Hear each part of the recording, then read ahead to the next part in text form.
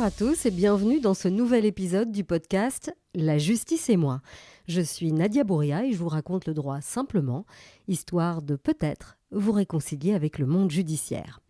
Aujourd'hui, j'aborde une question qu'on me pose très souvent lorsque vous recevez une convocation à la police et que vous êtes complètement paniqué et que vous ne savez pas quoi faire. Dans cet épisode, je vais vous donner les quelques informations à avoir en tête avant de vous rendre à une convocation ou avant de vous rendre au commissariat si c'est vous qui souhaitez porter plainte. La première chose à faire si vous êtes convoqué est de respirer et de ne pas paniquer. Ce n'est pas parce que vous êtes convoqué que vous avez forcément fait quelque chose de mal. La police peut vouloir vous entendre en tant que témoin ou en tant qu'auteur d'une infraction, mais ce n'est pas pour autant que vous allez être placé en détention. Commencez par d'abord lire cette convocation que vous avez reçue. En général, en haut à gauche est indiqué le commissariat auquel appartient le policier qui souhaite vous entendre. Alors, ce n'est pas toujours le cas, mais généralement, ce sera le commissariat de votre quartier ou de votre village. Plus bas, vous lirez la date à laquelle vous êtes convoqué et juste en dessous, il est indiqué la raison pour laquelle la police souhaite vous entendre. Vous pouvez donc être convoqué parce que vous êtes suspecté d'avoir commis une infraction, même la plus banale, c'est-à-dire une infraction au code de la route. Pas de panique, si vous n'êtes pas disponible le jour où vous êtes convoqué, vous trouverez sur cette convocation le numéro de téléphone ou même l'email auquel vous pouvez joindre l'agent pour modifier le rendez-vous. Si vous ne parlez pas la langue dans laquelle vous êtes convoqué, donc ce sera l'une des langues nationales, donc le français, le néerlandais ou l'allemand selon la région, mais la police peut faire appel à un interprète assermenté et l'idéal est d'avertir le policier en amont pour qu'il puisse prévoir la présence de cet interprète. Alors, le jour du rendez-vous, présentez-vous à l'accueil, de préférence à l'heure, avec la convocation et avec votre carte d'identité. Le policier présent à l'accueil saura immédiatement quel service ou quel agent avertir de votre présence dans le commissariat. Alors, l'audition, ça c'est très important, doit se dérouler dans une salle d'interrogatoire ou dans un bureau qui assure une certaine forme de confidentialité. Il n'est donc pas question d'être entendu dans un couloir où il y a du va-et-vient. Si c'est le cas, demandez gentiment au policier d'être entendu dans une pièce fermée. Alors, votre convocation contient une série d'informations qui sont extrêmement importantes et qu'il faut avoir en tête puisqu'il s'agit de vos droits. Il s'agit de droits qui doivent être respectés par le policier qui vous entend. Si vous choisissez de vous rendre à cette audition avec un avocat, son rôle sera donc de vérifier si vos droits, si ces droits sont respectés.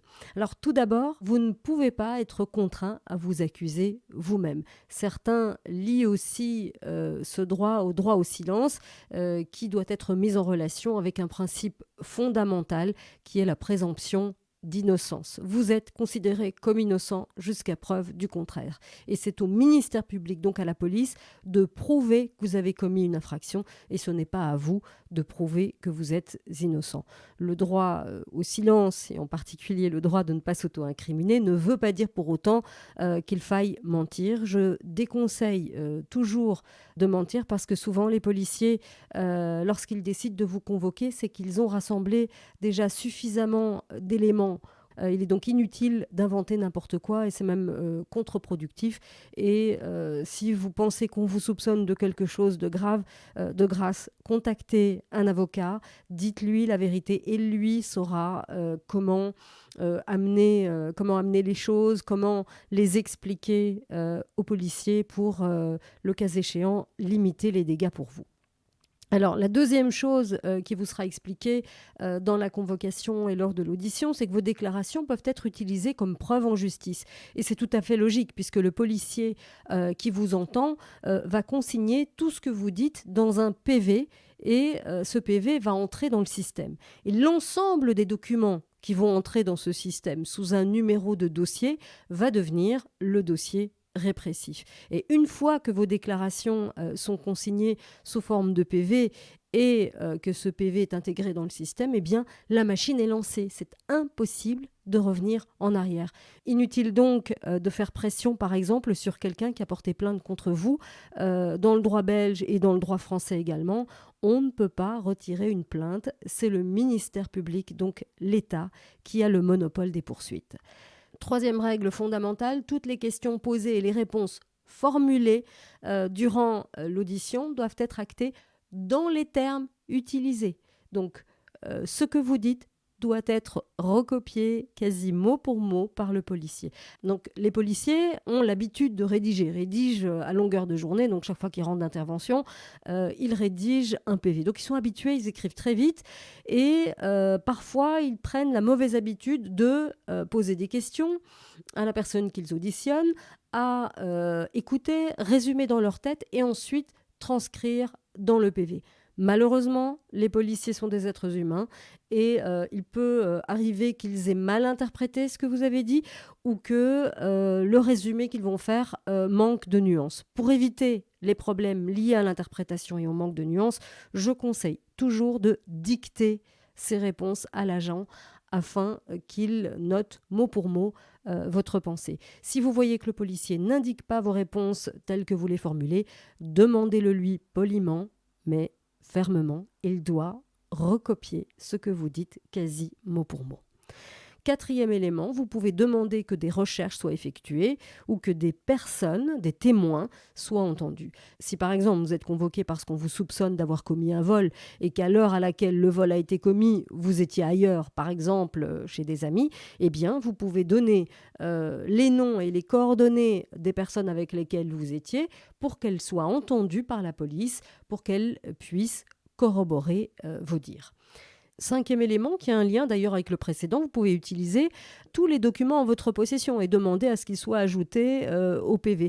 Vous pouvez également les envoyer plus tard aux policiers pour qu'ils les ajoutent ou les transmettent au greffe.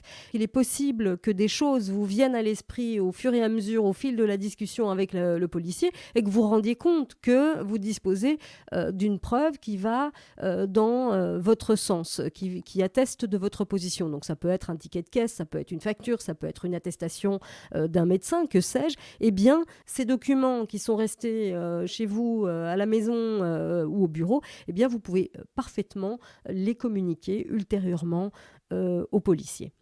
Nous voilà arrivés à la fin de l'audition. Le policier va imprimer le PV, il va imprimer le document pour que vous puissiez le lire. Vous pouvez également lui demander de vous le lire. Cette lecture est l'occasion pour vous de préciser certains éléments ou d'en ajouter si vous les avez oubliés. Si vous êtes d'accord avec le contenu, vous passerez ensuite à la signature de l'audition.